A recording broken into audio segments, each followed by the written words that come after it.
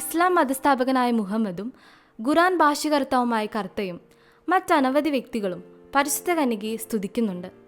ഇന്ന് വിശ്വവ്യാപകമായ നിത്യസഹായ മാതാവിനോടുള്ള ഭക്തി പ്രസിദ്ധമാണല്ലോ. 1970 ബാംഗ്ലൂരിലുള്ള national കാത്തക്കെറ്റിക്കൽ and liturgical സെന്ററിൽ ഒരു പരിപാടി ഉണ്ടായിരുന്നു. ഈ പരിപാടിയിൽ ഒരു പാഴ്സി, മുഹമ്മദ്, ഒരു ഹിന്ദുവായ രാജമാണിക്യം എന്നിങ്ങനെ 3 പേർ വന്ന് അവരുടെ മാനസാന്തര കഥ വിവരിച്ചു. 3 പേരുടെയും മാനസാന്തരത്തിന് കാരണമായത് പരിശുദ്ധ കന്യകയോടുള്ള ഭക്തിയാണ് എന്നവർ പ്രസ്താവിക്കുകയുണ്ടായി. പ്രത്യേകിച്ചും ഹൈന്ദവന്റെ മാനസാന്തരം ശ്രദ്ധേയമാണ്. അയാൾ ഒരു നാസ്തികനായിരുന്നു.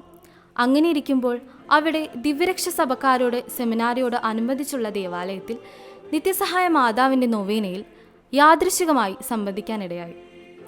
അയാൾ BA ബിരുദം സമ്പാദിച്ചതിനു ശേഷം ജോലിയില്ലാതെ വിഷമിക്കുകയായിരുന്നു. ജോലി കിട്ടാൻ വേണ്ടി 9 ദിവസം നൊവേനയിൽ സംബന്ധിക്കാമെന്ന് അയാൾ പ്രതിജ്ഞ ചെയ്തു.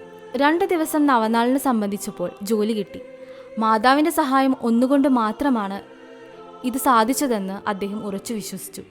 പിന്നീട് കത്തോലിക്ക വിശ്വാസം സംബന്ധിച്ച് അദ്ദേഹം ധാരാളം അറിവ് നേടി. 1965 അയാൾ കത്തോലിക്ക സഭയിൽ അംഗമായി. തന്നിമിത്തം അയാൾക്ക് പിതൃസ്വത്തായി ലഭിക്കേണ്ടിയിരുന്ന 50,000 രൂപയോളം നഷ്ടപ്പെട്ടു. എന്നാൽ അയാൾ പറഞ്ഞു, എനിക്ക് പരിപൂർണമായ സമാധാനവും സംതൃപ്തിയും ലഭിച്ചു.